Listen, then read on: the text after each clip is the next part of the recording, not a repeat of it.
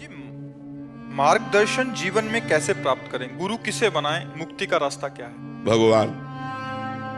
गुरु भगवान है, भगवान ही गुरु है। शास्त्रों का स्वाध्याय करो, संतों की वाणी सुनो, उसके अनुसार चलो, भगवान को गुरु मानो, सही रास्ता मिल जाएगा। भगवान ही गुरु है, गुरु ही भगवान है। इंसान कभी गुरु हो नहीं सकता, क्योंकि इंसान की इतनी बड़ी बुद्धि होती है और परमात्मा समुद्र है। तो जैसे सीप समुद्र में नहीं समा सकता, ऐसे ही इंसान की बुद्धि इस माया से पार होने का रास्ता नहीं बता सकती। वही बुद्धि में बैठ करके रास्ता बताते हैं। अगर किसी को इस माया से मुक्त होने का रास्ता मिला तो भगवान से मिला। भगवान ही बुद्धि में बैठ करके उसका कल्याण करवाते हैं। भगवान से कल्याण होता है, इंसान से नहीं कल्याण। अनंत ब्रह्मांडों का जो स्वामी है, जिसने ऐसी प्रचंड माया फैला रखी है, कोई व्यक्ति हमें पार करा सकता है? आप विचार करो, इस माया से हमें कोई व्यक्ति पार करा नहीं, विश्वेश्वर भगवान पार कराते हैं। वही गुरु है, गुरु ही भगवान है, भगवान ही गुरु है। तो हम भगवान को गुरु मानकर संतों की वाणी सुन करके सतमार्ग में चले।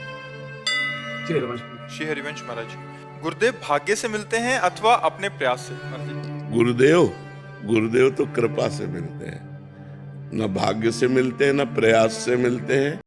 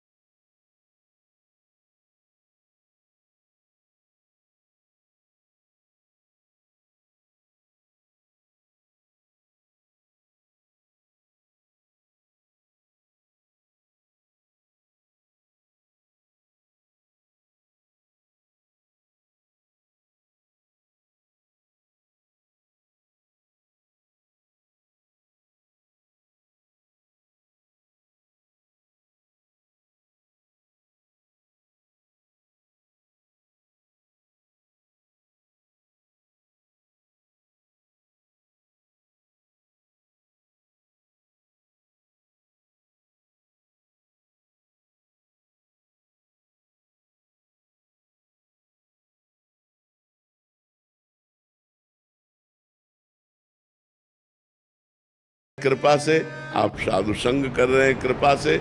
इसमें अपना प्रयत्न नहीं है, इसमें कृपा ही है जो हमको घसीट लाई है। एक नए साधक की साधना बहुत बार टूटती है, जिससे मन कमजोर और निराशा का अनुभव करता है। मतलब साधना का कोई नियम बनाते हैं तो टूट जाता है महाराज जी। मन को दोबारा साधना में लगाना कठिन हो जाता है। ऐसे में क्या करूं? उस वक्त मन को कैसे समझाऊं? मैं देखो, बाहर लंदन में रहती हूँ, वहां केवल सत्संग ही है मेरे पास। देखो इसमें सबसे कमी जो है दो पॉइंटों की, एक ब्रह्मचर्य, एक आहार। हमारा आहार अपवित्र होगा तो जैसा खाए अन्न वैसा बने मन, और हमारा ब्रह्मचर्य ठीक नहीं होगा तो स्मृति पर प्रभाव पड़ेगा। स्मृति, दृढ़ता, संकल्प पूर्णता, ये ब्रह्मचर्य से संबंध रखते हैं। अगर हमारा ब्रह्मचर्य है तो दृढ़ संकल्प, स्मृति का प्रवाह उसी ब्रह्मचर्य से पुष्ट होता है। ब्रह्मचर्य है एक उत्साह, ब्रह्मचर्य है हर नियम पालन। नियम टूटना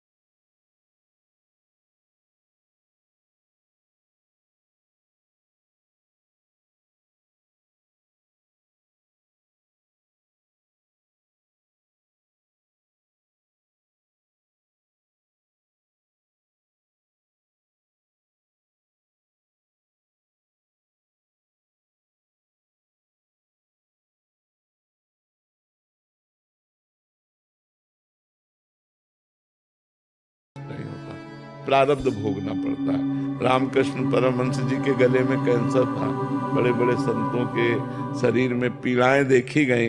अगर भजन से सब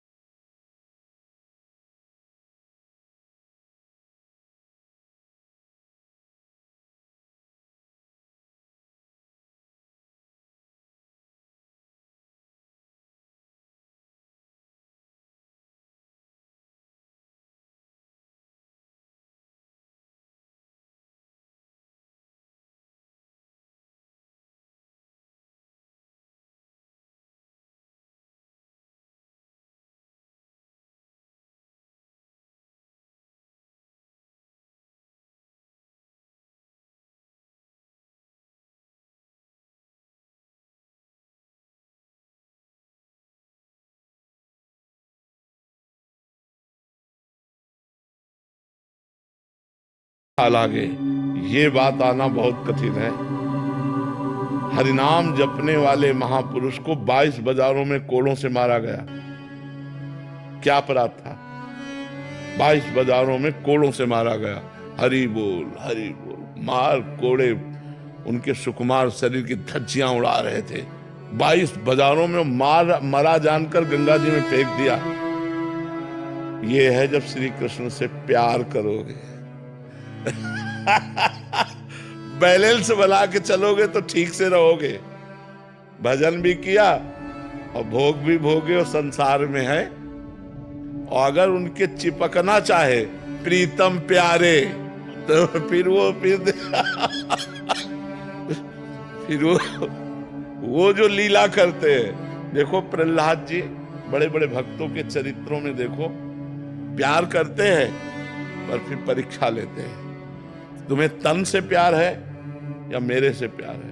प्राणों से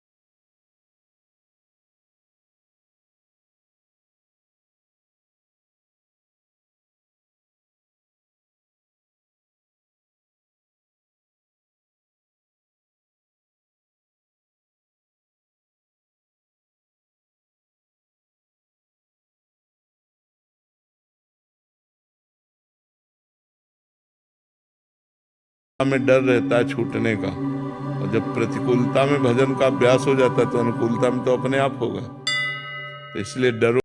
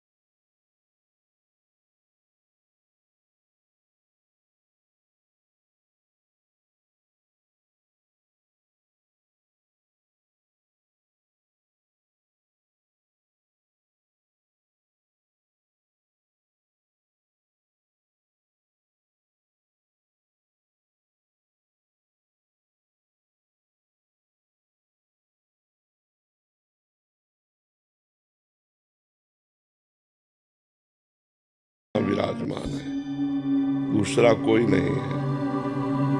और जो प्रेम होता है वो सब में श्री कृष्ण विराजमान है, श्री राम विराजमान।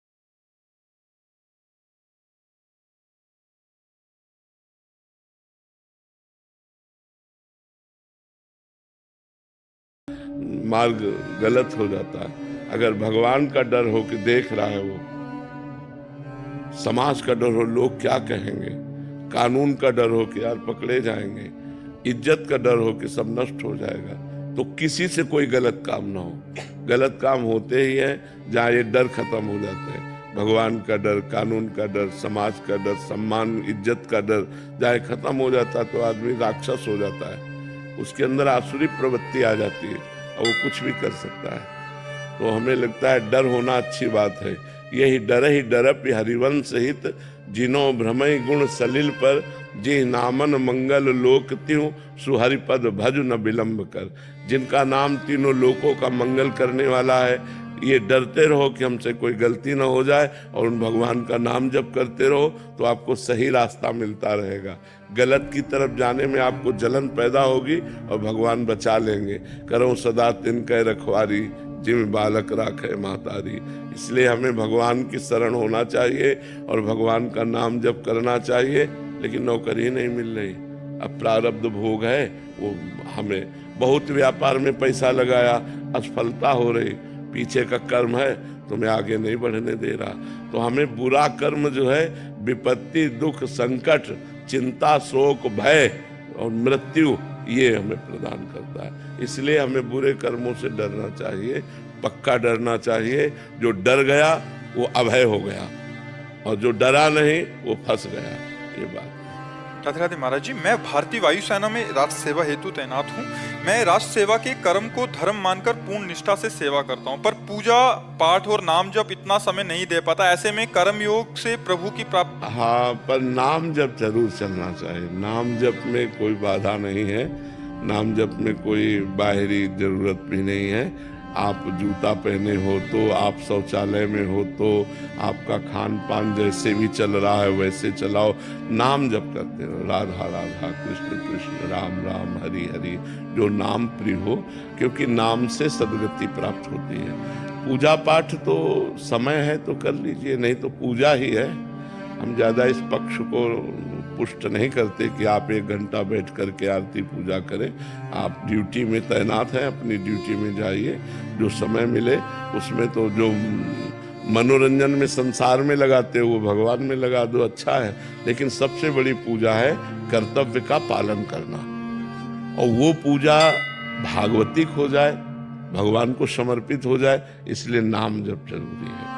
उठते बैठते चलते फिरते नाम जप करने में क्या जाता है। हर समय हम बात ही थोड़ी करते रहते हैं। जब हमारी वाणी मौन है तो अंदर से राधा राधा चल रहा है। अपने कर्तव्य का पालन करो, बिल्कुल निश्चित भगवान कृपा करेंगे। महाराज जी, जरूरी नहीं है कि तिलक, कंठी और ये सब बांधा या मंदिर जा रहा है वही भक्त है। अपने कर्म क्षेत्र में भी धर्म देखो, ये आचार्य परंपरागत दिए हुए भेष हैं। ये भगवत मार्ग के चिन्ह हैं। जैसे हम तिलक लगाए हैं, जटा रखाए हैं, कपड़ा पहने, ये हमारे सांप्रदायिक वेश हैं, साधु के वेश हैं। लेकिन अंदर से साधुता ना हो और वेश हो तो भगवत प्राप्ति तो होने वाली नहीं। और वेश ना हो और अंदर से वो साधुता हो तो निश्चित उसको भगवत प्राप्ति हो जाएगी। तो ये जरूरी नहीं है, जरूरी है ये अपने कर्तव्य का पालन करते हुए भगवान का नाम जप करना। बोले आपके उदाहरण क्यों? हमारे भाग्य में लिखा है, हमारे भाग्य में लिखा है कि तुम्हें बचपन से बाबा जी बनना पड़ेगा। तो बचपन से बाबा जी है, हमारे भाग्य में भेष ये लिखा हुआ है, इनके भाग्य में लिखा हुआ है जटाजूट तुम्हें पहले धारण करना पड़ेगा, बाबा जी बनना पड़ेगा। खास बात है भगवान का भजन करना, खास बात है भगवान के द्वारा प्राप्त कर्तव्य कर्म का पालन करना। उसे हम सही बताएं, बहुत बढ़िया जीवन है यदि गृहस्थ धर्म से सही चला जाए तो। क्योंकि साधु भी गृहस्थी से ही पैदा होते हैं और साधुओं का पोषण भी गृहस्थी से ही होता है और भगवान का अवतार भी गृहस्थी में ही होता है। गृहस्थ धर्म बहुत बढ़िया धर्म है यदि धर्म से चला जाए, पर इतना प्रपंच है कि भजन करना कठिन है। नहीं, इतना मतलब एक चैप्टर हो तो निपटा ले, इतने चैप्टर हैं कि दिमाग जो है उसी में बटा रहता है। भजन करना और माला जपना और सब ये तो बहुत पीछे की बात है। कैसे बिटिया का ब्याह हो, कैसे लड़का की पढ़ाई को दे, और लड़का पढ़ता नहीं, बड़ी उद्दंडता करता, इतनी मतलब इतनी बातें हैं वो निपटा ही नहीं पाता, थक के सो जाता है। फिर सुबह जब उठा तो फिर सुबह से शुरू हो जाता है। गृह कारज नाना जंजाला, ते अति दुर्गम शैल विशाला। तो यही सर आवत अति कठिनाई, राम कृपा बिनु आई न जाए। नहीं तो बहुत बढ़िया धर्म है। आप अपने धर्म का पालन करते हुए नाम जप करो। आप एक संत हो। गंदा भोजन मत करो, गंदे आचरण मत करो, तो आप संत हो।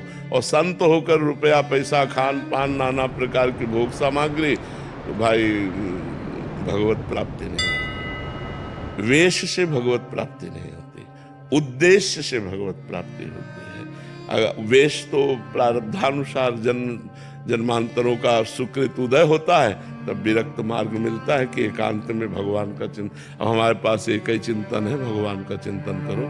कोई और न लड़का, न बच्चा, न परिवार, और न स्वयं खाने की चिंता। स्वयं खाने की चिंता नहीं, भगवान दे रहे हैं, ना दे तो भूखे भी रहे हैं। जैसे भगवान रखे वैसे कोई चिंता नहीं, केवल भगवान का भजन, ये भगवान ने दिया है। लेकिन आप दूसरों की चिंता करते हुए भजन कर रहे हैं, ये बहुत बड़ी बात है। एक कोई काम गृहस्थी का दे दो तो हम परेशान हो जाए। तुम्हारे पास 100 काम है, फिर भी राधा राधा कर रहे हो। विचार करके देखो, 100 काम है, फिर भी आप समय निकाल के राधा राधा कर रहे हो, बहुत बड़ी बात है। एक बार किसी संत ने कहा कि आप गृहस्थ भक्त को प्रभु श्रेष्ठ मानते हैं या विरक्त भक्त को?